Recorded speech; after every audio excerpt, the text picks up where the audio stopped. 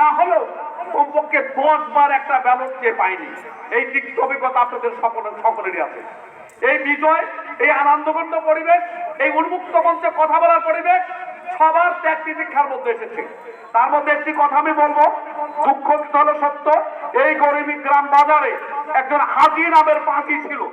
তার দোকানে বসে বসে ওই ফাঁসিবাদের অফিস চালানো হতো।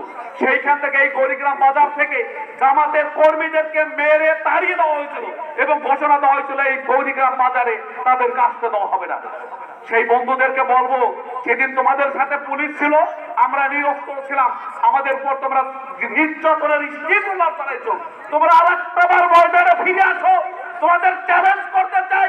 আবার যদি কারো হাতে হাত রাখো, কারো গায়ে যদি হাত দাও, ইনশাআল্লাহ তোমাদের ওই হাতকে ভেঙে দেওয়া হবে।